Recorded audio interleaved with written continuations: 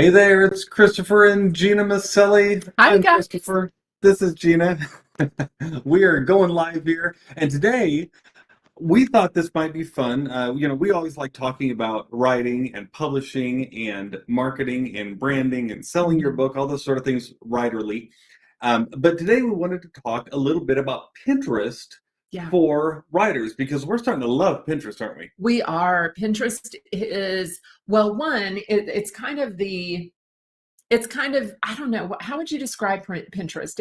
It's very visual. Yep. We all know that. Um, but there's a lot of growth happening with Pinterest. And Yes. so, and when I say growth, I'm saying like new features and there's new opportunities. And so there's a lot of things about it that make it unique. Probably one of the biggest things is that it is a search engine. So it's a lot more like YouTube in the fact that it is a search engine. Yeah, we don't usually think about it like that, right? When you think of Pinterest, you think social media, you think Facebook, Instagram, but TikTok. It's Mhm. not that though. Now, it has a lot of features like those services, Mhm. but Pinterest is actually a search engine. But unlike Google, which indexes the entire internet on its own, and then you search for something and you find it, Pinterest relies upon its users Right. to do the search or to do the The creation creation. of the basically the directory of what you find in Pinterest. But here's what that means to you. If, for instance, someone is searching for a book by your title or a subject that you write about, if you're one of the people who have created pins Mhm. for that subject that lead to your website or your blog or some other piece of content, your book, that's the one they're going to find. They're not going to find the answers from people who haven't gone on to Pinterest and created them there. And Pinterest has a huge user base. And so that's why we love it. And we also, I kind of like how it's so visual. It's just really It cool. is. It's very visual. And for those of you who have that artistic bent, there's just a lot of possibility with it. Yeah. And now YouTube is not just static. The posts or the pins are not static. There's video that's being Yep. incorporated. And so we wanted to talk today a little bit about Pinterest. And if you've had positive results from Pinterest, or if you're like, you know what, I love Pinterest, we want to hear from you. We want to hear Yeah. your experiences. We want to hear your hacks, things that you've learned on Pinterest. Go ahead and shoot them to us, comment, and let's go. Yeah, I'll Let's say. see. So what I thought I'd do here is I just wanted to start off by actually bringing up Pinterest on the stream here so that we can look at it together. Now, Pinterest, like the other services, it is available on both your Desktop desktop browser as well as your mobile and phone. mobile. So let me just show you here. I'm going to bring it up here. This is on my mobile phone, so you can see this is the main feed that we have here. And then we have a home button at the bottom. There's a search button if you want to search for content, right? And you can create your own pin by hitting that little plus down there at the bottom, Mhm. right? So you can create an idea pin, a pin or a board. We'll talk about those in a minute. You can, of course, look at any comments and updates that you've had, and then you can get into the business of your account. Mhm. Now, I'm not going to use this mobile screen, though, for most of this time we have together because it's a lot easier just to see everything on the desktop. So Right. that's what mobile looks like. That's it here on my mobile screen. But I'm now going to switch to what it looks like on the desktop because it's just a little bigger and a bit easier to see. Although most people use Pinterest when they're searching from their mobile device. You want to make sure Well, that things yeah. are mobile friendly. And that's a key. One of the first keys is that even if you are sitting at home and you're creating your content for your book or your writing or your blog or whatever, make sure that you are thinking in terms of mobile Yeah. when you're designing things. Make sure that you're keeping your fonts a good size. Make sure that you're keeping it not too busy, the Mhm. pins not too busy, so that people can really read what you're creating. But let's back up a little bit and talk about even like what a pin is and how Pinterest works. So Mhm. you can see here on my screen, here at the top, this is a large image we uploaded to the service. This is our page. See, it says pinterest.com/writing momentum. That's our page on Pinterest. You can create a page. It's completely free. We made ours a business page, which is why we have things like analytics and the ability to create ads. We don't really use the ads, but the analytics are really helpful to see who's coming by and looking at your information. Mhm. And then Like I said, you can upload a header image, you can upload your picture. We put our title here, and we put some of these words are just like for search engine optimization, right? Because it helps people find you a little easier. And you can have a little intro statement that people can find. We have almost a couple thousand followers because we've been on this for quite a while. And we get about 34,000 monthly views, which sounds awesome, but that doesn't mean necessarily that those are all clicks or anything. That just means that people are seeing the things we've created. Quite a few people are seeing them. Mm-hmm. So down here, I'm going to scroll down a little bit, and let's go. These are some of our pins, but before we look at that, let me show you what this looks like when most people come to our profile. And that is, they see this. These are our boards, okay? So Pinterest lets you organize pins in boards. So you might create a board for the different kind of things that your book is about or what your small business is about, however you're approaching this. So like here we have freelance writing, and we've created this board, and you can see I have 23 pins in there. And if you click on that, now you can see the pins inside, okay? And this is what other people see when they come inside too. You can see how many people have looked at each one. Some of these haven't had much action. This doesn't look like a very great board, Gina. But you can see you can come inside here, and there are several different kinds of pins. So let's look at there's 3 different kinds of pins that are real popular.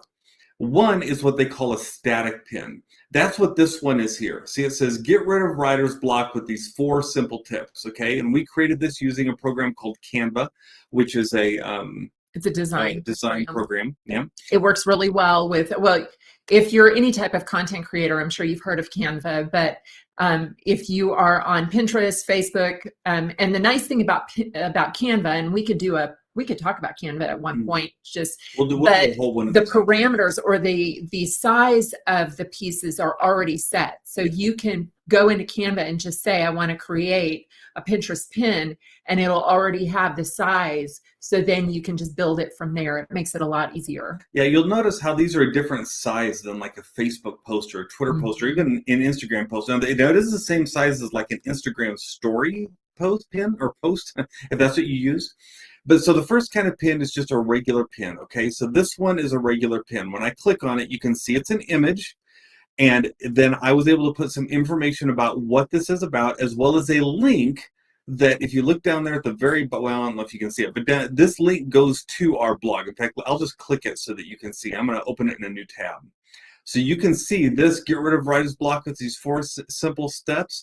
It goes straight to our page here on 4 ways to destroy writer's block, right? So that's a direct link to our website. And so anyone who looks at this might go through to our website. And that's the basic of what this kind of pin is. This is just a basic pin. It's just a picture, a little information about your website.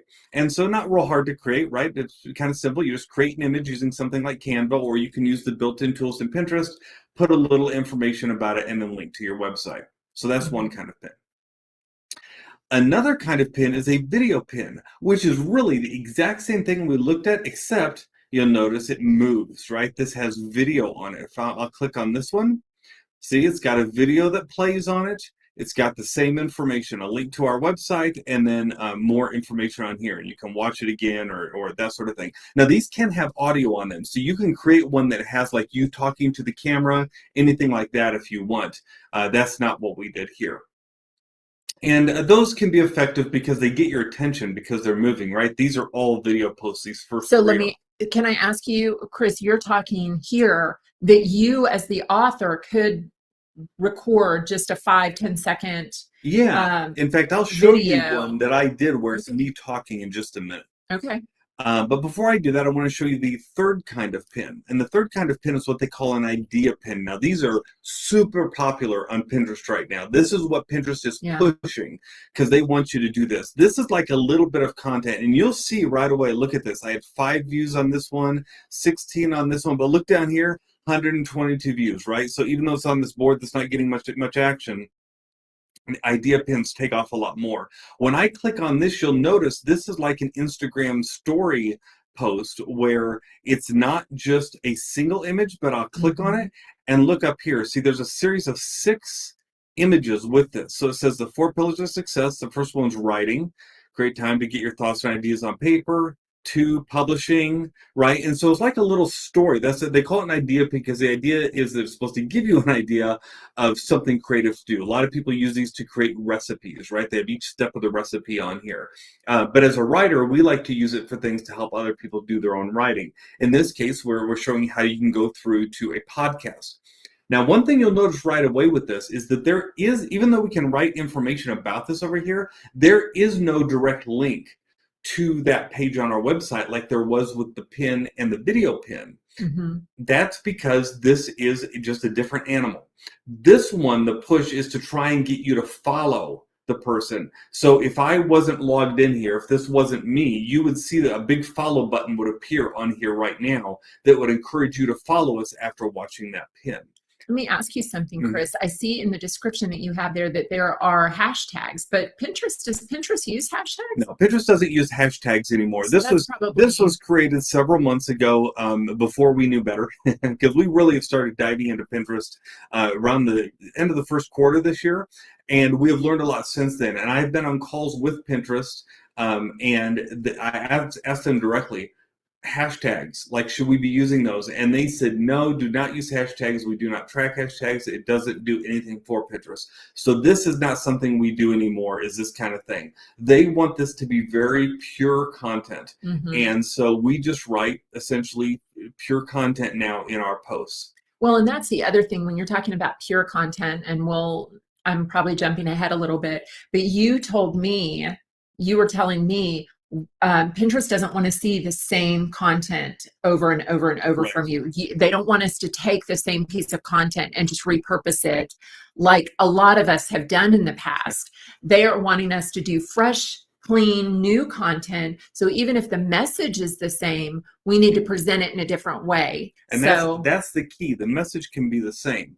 So for Pinterest, a fresh pin is one where the pin is different. Okay, it can go to the same place. Mm-hmm. So for instance, these 4 pillars of writing success everyone should know. I'm going to go back.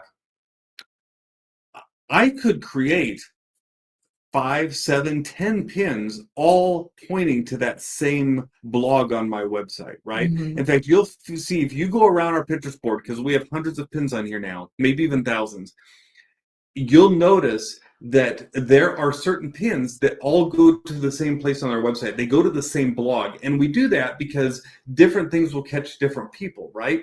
So whenever we write a blog, we'll create a rake standard pin, a video pin, an idea pin, right? At least one of each to try and catch people different ways. We'll use different discussion points in them. One might more appeal to your emotions as far as why you should look at it. Some will just be a statement, like the 4 pillars of writing success, right?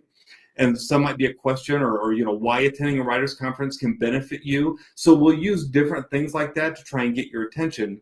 And if I go back out here to, these are our boards, remember. Here's all our boards. See, we got a lot of pins at the boards. But if I go even further back out and I just look at all the pins we've created, that's under created. These are all our pins. And you'll notice again, some of these are on better boards. They're getting a lot more views. This one I just posted last night. I told you I'd show you a pin with me teaching on it. This one I just posted last night. I've already got nearly 1,000 views, 10 clicks, and 3 people have saved it. You really want that because you want people to be saving it to their profile. Yeah. When you click on that, you'll see that I start teaching, and I don't know if you'll be able to hear this. And then I'll sit down and I'll start working. But it's me talking too, and this has been a real good pin. And this, of course, doesn't necessarily lead you anywhere in particular. Instead, I'm talking about the Pomodoro technique. It's just good value. It's about creating good value. But then I did put a comment in here that encourages people to go to Writing Moments, because Writing Moments is something that Gina and I are letting people know about right now. The Writing Moments website is at writingmoments.com if you're interested in checking that out. It's where we write with other writers. We're doing that several times. Once a week at least. We do it twice a week on Wednesdays at noon and at 5 o'clock Central Time. But it's an online writing community that also has writing technique. We talk about writing technique and teaching, just real short. Again, this is where we use the Pomodoro technique. So we do like a few minutes of just conversation and just community building and just getting to know one another. Mhm. Do about 10 minutes of teaching. Today I talked about questions. So if you're interested in how to kind of pump up your writing with questions and how to use questions as one of your sentence structures, check us out, 5:00 today, Central Time. But yeah, we get together and then for 45 minutes, we just write. Yeah. And so we hear all the time people who are joining us and are saying that thousands of words are hitting the page. They're so thankful because it's a way that they have accountability, just a fun accountability thing, not a taskmaster thing, just a fun, hey, we get to write with people who understand us. So that's right. And so this is essentially a service we offer, right? And so as being a service, we have a website for it. You can go there at writingmoments.com and learn about it. But then we also create pins. Let me go back to Pinterest. We create pins about it and we let people know about it here. Right? So all those things are pointing to different areas of our website, whether it be a blog like this, or whether it be writing moments like this, all the pins are leading there. What's great about this is that as people start searching for questions or answers to questions they have about writing, because we're putting more and more posts out there, they're more likely to find us, right? And that's really what this is all about. Do you know what these idea pins remind me of? With that, they remind me of blog posts. They are kind of visual blog posts to me. They are, 4 ways to do this, 5 ways to do that, or 3 things to remember here, keys. We talk about the 4 keys of this, the 5 keys of that, or the 3 things to remember. That's really what they are, is they're like these little blog posts. Yeah, and I think people like them because they're very quick to digest, right? So if you're on Pinterest, please come and follow our account, and we'll follow yours too, and we can support one another. But look at some of these posts. I think you'll find them very beneficial.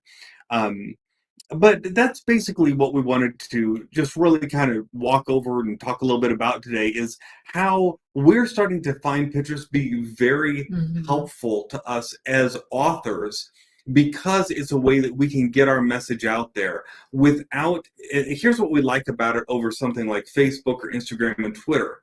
These posts don't go away, right? If people are searching for something to do with writing, our posts, even if they've been out there for several years, they could still pop up as the answer to your question about writing.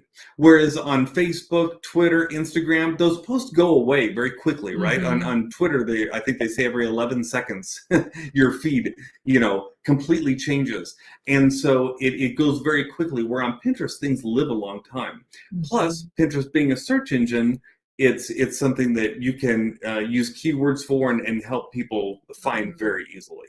I think that's really powerful, because I know Chris and I have spent a lot of time trying to learn social media and trying to get better at social media, become more targeted. And I'll tell you, it is a little hard to put so many hours into developing social media just on the hopes that something will have some kind of longevity, something will build towards something. So it is nice to know that with Pinterest, as you're building these, like Chris said, these live longer. So you've got that longevity that is just, so nice. Yeah. Just so nice to know that you've got something that's going to live a little bit longer than 11 seconds or, a day on one of the others or something. The other interesting thing about Pinterest is we pull our analytics for all our social media every month, just to see what's grown, how are people interacting.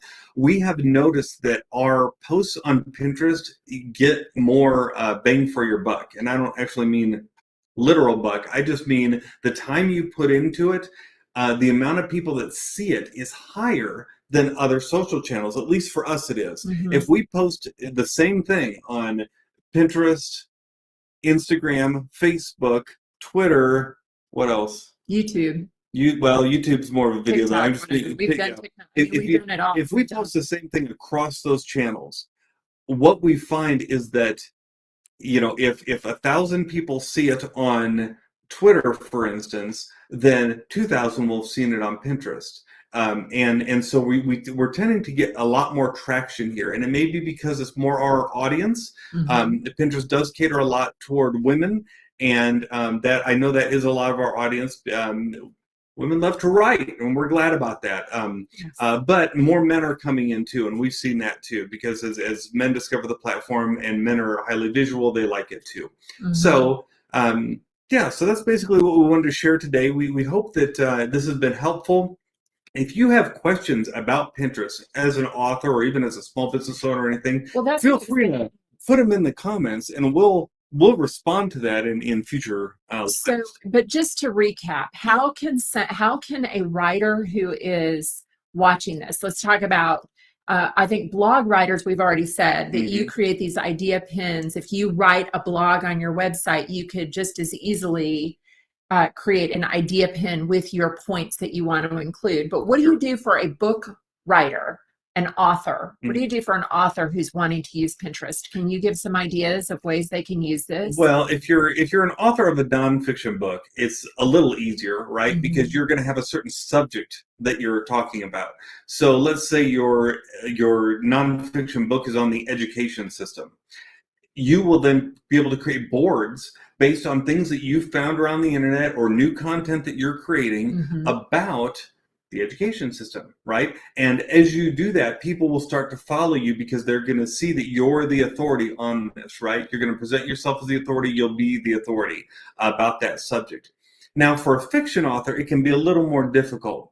But I have seen fiction authors who use this as a way to kind of, first of all, to share their books, book trailers, all that sort of thing, but also as a way if they're wanting to expand a little bit about what they do. Often, those of us who are fiction writers also write other things, right? Or we have other services that we offer. Or we might even have a subject with the kind of things we do, or we might want to put writing prompts, or we just want to have something for our community. And that's a big thing, because Pinterest is a way just to build community.